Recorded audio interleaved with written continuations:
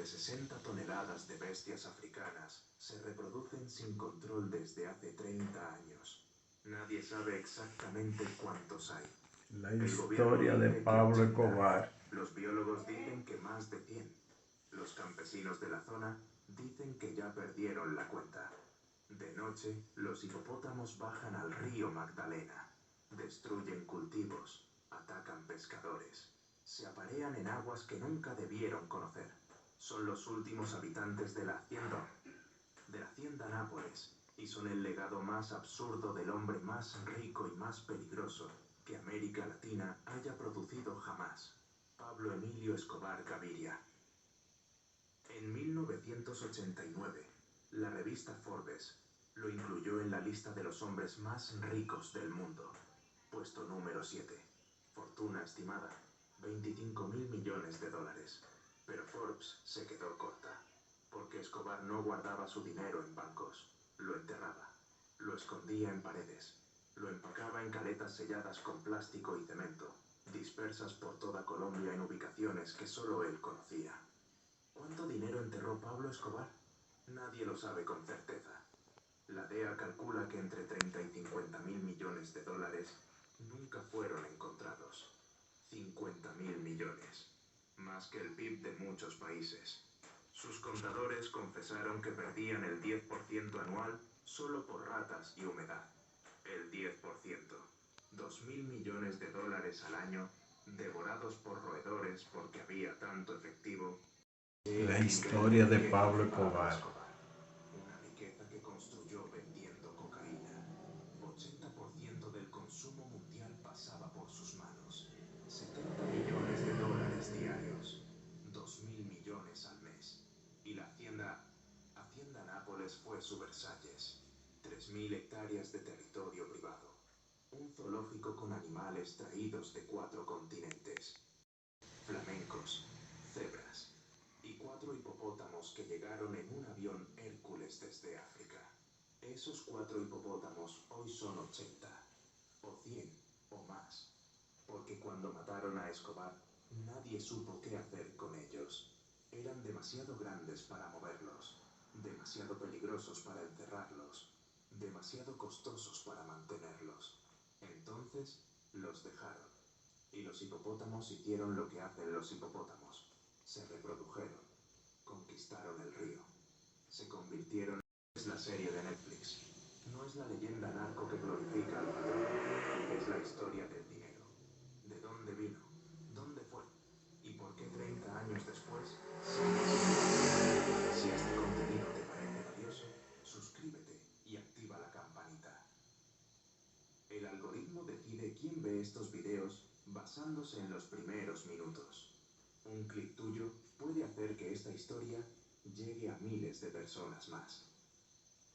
Ahora volvamos a 1949, a un pueblo llamado Río Negro, al día que nació el hombre que inundaría al mundo de cocaína.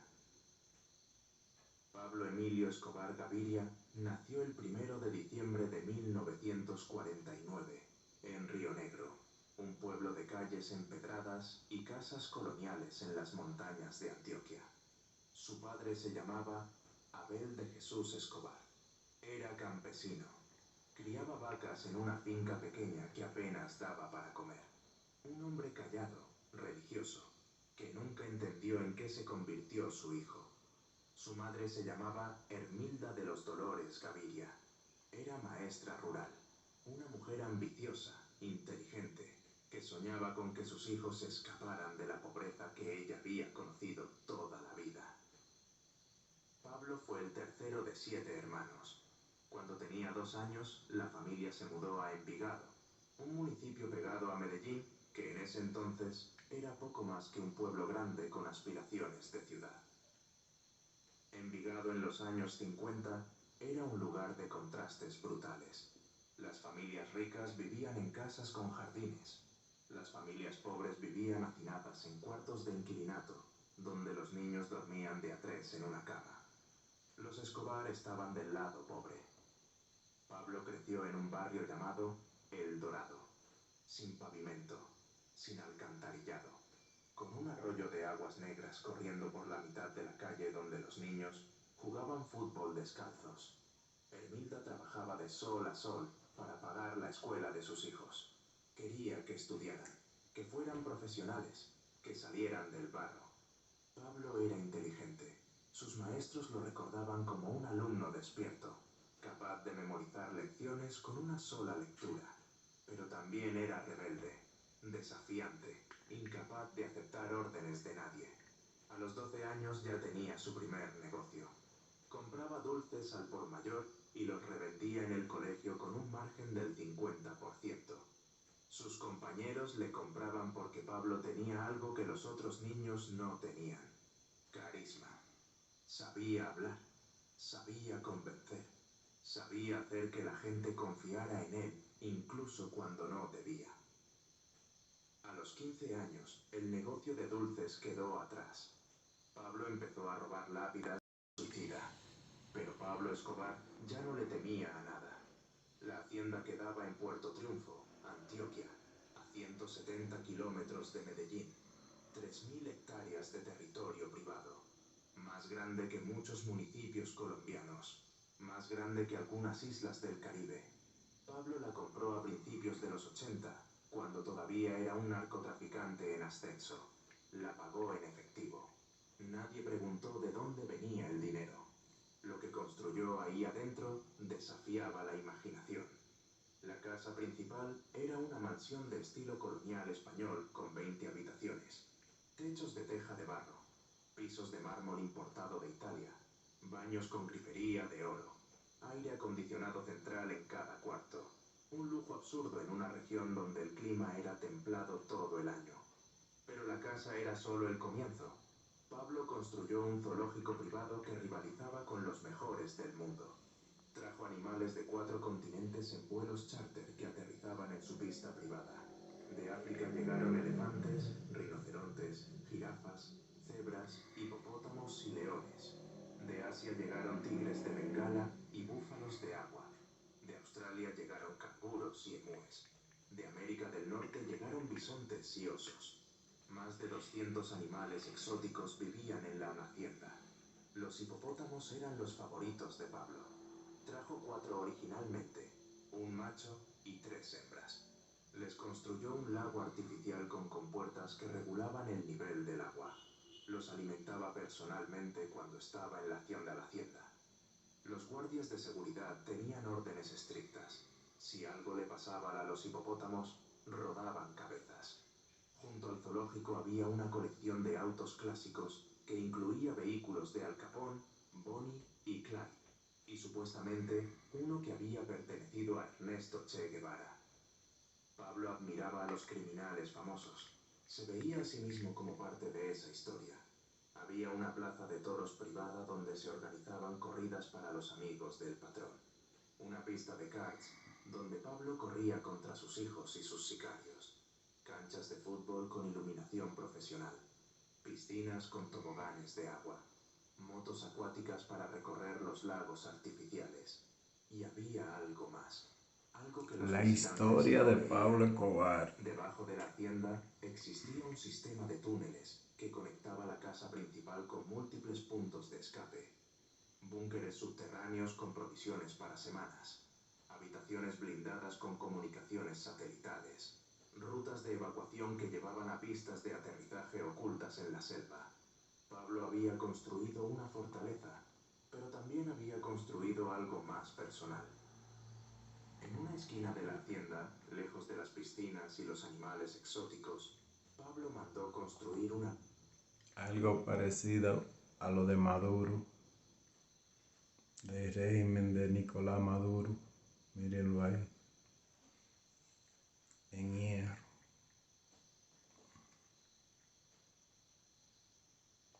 réplica exacta del barrio donde había crecido. Las mismas casas humildes de Envigado, las mismas calles sin pavimentar, el mismo arroyo de aguas sucias que recordaba de su infancia. ¿Por qué? Algunos dicen que era nostalgia, otros dicen que era para nunca olvidar de dónde venía. Los más cínicos dicen que era para mostrárselo a sus hijos y decirles: miren de dónde los saqué. La hacienda funcionaba como un estado independiente. Tenía su propia planta eléctrica, su propio sistema de agua potable, su propia central telefónica, sus propias carreteras internas pavimentadas, un helipuerto con capacidad para 3 aeronaves y un aeropuerto con 2 pistas lo suficientemente largas para recibir aviones de carga. 500 personas trabajaban ahí permanentemente. Jardineros, veterinarios, cocineros, mecánicos, pilotos y, por supuesto, un ejército de guardias armados con fusiles automáticos que patrullaban el perímetro las. En el sur del país, en la ciudad de Cali, los hermanos Rodríguez Orejuela habían construido su propio imperio. Eran diferentes a Pablo, más discretos, más sofisticados. Preferían los sobornos a las balas. Movían tanto dinero como Medellín, pero sin el ruido, sin las muertes, sin los titulares. Durante años, los dos carteles coexistieron en una tregua incómoda. Colombia era suficientemente grande para ambos. Pero en 1988, la tregua se rompió. Nadie sabe exactamente por qué. Algunos dicen que fue por territorio. Que tenía 4 años, quedó parcialmente sorda por la explosión. Pablo no estaba en el edificio esa noche. Cuando llegó y vio los escombros, cuando vio a su hija sangrando de los oídos, algo se rompió dentro de él. La guerra había comenzado. Lo que siguió fue una espiral de violencia que Colombia no había conocido nunca. Pablo no solo fue contra el cartel de Cali, fue contra todo el sistema que lo había tolerado durante años y ahora lo perseguía. El 27 de noviembre de 1989, un avión de Avianca explotó en el aire 5 minutos después de despegar de Bogotá. 107 muertos. Pablo había ordenado el atentado para matar a un candidato presidencial que iba a bordo. El candidato cambió de vuelo a último momento. Murieron 107 inocentes en su lugar. El 6 de diciembre de 1989, un camión bomba explotó frente al edificio del DAS, la agencia de inteligencia colombiana. 500 kilos de dinamita, 70 muertos, más de 500 heridos. Pablo declaró la guerra al Estado colombiano. Asesinó jueces, secuestró periodistas, mató policías, puso precio a cada agente. 1.000.000 de pesos por cada uniforme muerto. Más de 500 policías fueron asesinados en Medellín en un solo año. El gobierno respondió creando el bloque de búsqueda, una unidad de élite con un solo objetivo: encontrar y matar a Pablo Escobar. Pero encontrarlo no era fácil. Pablo tenía docenas de casas de seguridad. Se movía cada noche. Tenía informantes en la policía, en el ejército, en el gobierno. Sabía cuándo venían por él antes de que salieran de la base. En 1991, en un intento desesperado por parar la guerra, Pablo negoció su rendición, pero no se entregó a una cárcel normal. Se entregó a una cárcel que él mismo diseñó. La llamaron la Catedral. Estaba en lo alto de una montaña sobre Envigado. Oficialmente era una prisión de máxima seguridad. En realidad era un resort con canchas de fútbol, jacuzzi, bar y discoteca. Pablo siguió manejando el cartel desde adentro. Siguió ordenando asesinatos. Siguió acumulando millones. Hasta que el gobierno se cansó y ordenó su traslado a una cárcel real. Pablo escapó esa misma noche. Y comenzaron los últimos 499 días de su vida. Después de escapar de la catedral, Pablo Escobar se convirtió en el hombre más buscado del planeta.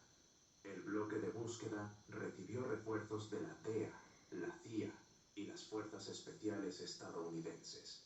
Equipos de inteligencia rastreaban cada llamada, cada movimiento, cada contacto conocido de Escobar. Pero había otro grupo cazándolo. Los llamaban los Pepes, perseguidos por Pablo Escobar. Era un escuadrón de la muerte financiado por el cartel de Cali y familiares de las víctimas de Pablo. Operaban sin reglas, mataban a cualquiera vinculado con Escobar: abogados, contadores, familiares, sicarios retirados. Pablo estaba acorralado. Ya no podía moverse libremente. Ya no tenía ejércitos de guardaespaldas. Ya no recibía a políticos en su hacienda. Dormía cada noche en una casa diferente, rodeado de un puñado de hombres leales, viendo cómo su imperio se desmoronaba. María Victoria y los niños habían huido del país. Intentaron refugiarse en Alemania, en Estados Unidos, en cualquier lugar que los aceptara. Ningún país los quiso. Terminaron de vuelta en Colombia, escondidos en un hotel de Bogotá, esperando un final que todos sabían inevitable. Pablo les hablaba por teléfono cada día. Ese fue su error.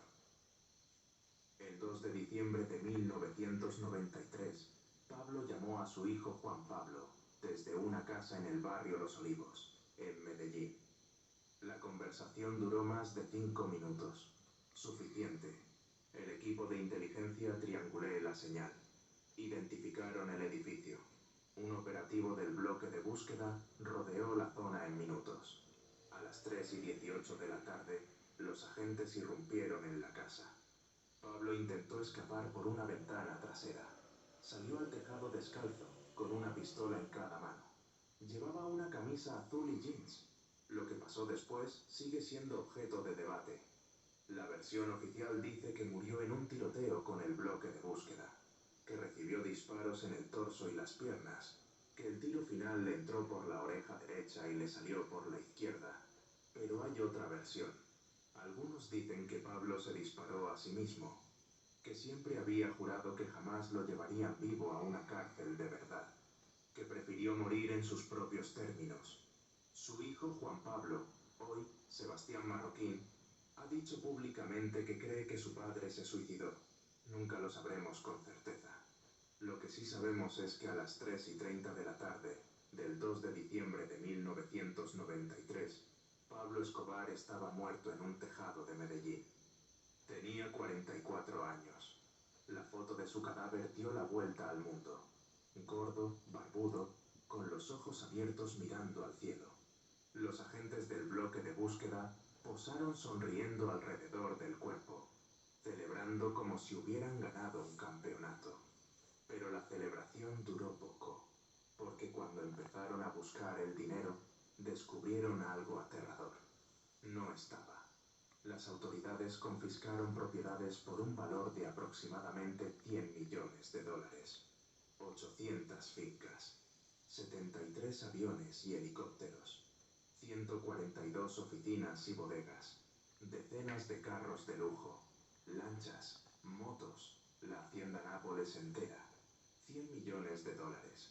Pablo Escobar había ganado más de 25.000 millones en una década. ¿Dónde estaba el resto?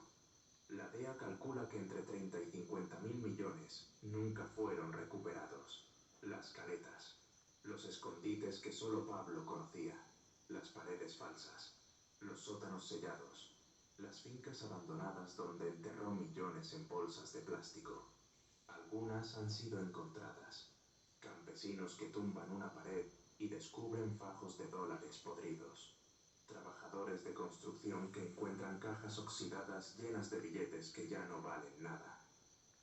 Roberto Escobar, el hermano de Pablo, ha dicho en entrevistas que cada año siguen apareciendo caletas, que hay dinero enterrado en lugares que nadie recuerda, que probablemente se perderán miles de millones para siempre, porque la humedad, las ratas y el tiempo los están devorando. En 2020, uno de los sobrinos de Pablo encontró $18 millones escondidos en una pared de una casa que había pertenecido al cartel. 18 millones. Después de casi 30 años. ¿Cuánto más queda enterrado en Colombia? Nadie lo sabe. Es el tesoro más grande que América Latina haya perdido jamás. Y probablemente siga ahí, pudriéndose bajo tierra, esperando que alguien lo encuentre. Hoy, 30 años después de la muerte de Pablo Escobar, la hacienda Nápoles sigue ahí. Pero ya no es el Palacio del Patrón. Es un parque temático. Se llama Parque Temático Hacienda Nápoles. Cobra entrada. Tiene hoteles. Tiene toboganes de agua. Tiene un museo donde exhiben fotos de Pablo junto a políticos y reinas de belleza. La avioneta Piper sigue sobre el arco de entrada. Oxidada. Desvencijada. Pero sigue ahí. Los turistas llegan en buses desde Medellín. Se toman selfies frente a la casa donde Pablo contaba sus millones. Posan junto a los autos clásicos que alguna vez pertenecieron a Al Capone. Compran souvenirs con la cara del hombre que mató a miles de personas. Le llaman narcoturismo. ¿Cómo resolver? Son el legado más absurdo de Pablo Escobar. Toneladas de bestias africanas caminando por Colombia, porque a un narcotraficante se le ocurrió construir un zoológico privado. Mientras tanto, las víctimas siguen esperando justicia. El avión de Avianca, el edificio del DAS, los 500 policías asesinados, los periodistas, los jueces, los miles de nombres que nadie recuerda, porque murieron sin cámaras ni titulares. Sus familias ven cómo los turistas posan sonriendo en la hacienda del hombre que destruyó sus vidas. Colombia nunca superó a Pablo Escobar. Lo convirtió en marca, en atracción turística, en serie de Netflix, en camisetas y gorras y pósters que se venden en los mercados de todo el mundo. El hombre que declaró la guerra a un país entero hoy es un producto de consumo masivo. ¿Y el dinero? Sigue desaparecido. 30 a 50 mil millones de dólares enterrados en algún lugar de Colombia. En paredes de casas abandonadas. En fincas que cambiaron de dueño 100 veces. En montañas donde solo los campesinos se atreven a caminar. Cada año aparece una caleta nueva. Cada año alguien encuentra millones de dólares podridos que ya no sirven para nada. Y cada año la leyenda crece. Pablo Escobar murió en un tejado de Medellín con 44 años y una